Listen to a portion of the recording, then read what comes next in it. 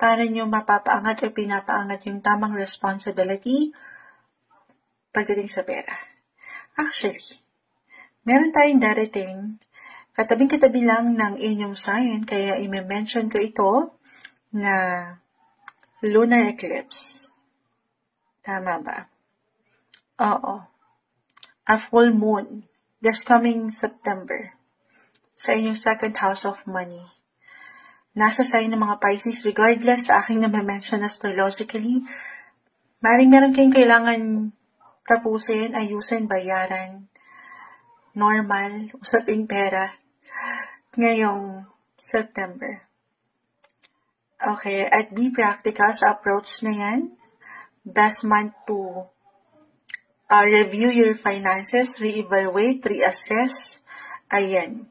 Kahit kayo na lang, kung hindi kayo parang hindi kayo palagay na humingi pa ng payo sa ibang tao. Kahit kayo lang muna. Kung paano kayo mag-budget, ayan, paano nyo malalagpasan itong ilang kailangan bayaran or i-balance sa inyong buhay. Yes po, malalagpasan to. Meron mang challenge, ikitas lang kayo guys. Paano nyo handle yan ha? Paano nyo pangahawakan? Kasi naka-reverse na siya. For a 5 of Wands, isang indikasyon na malalagpasan. Ayan na naman tayo, moonshot. Yes.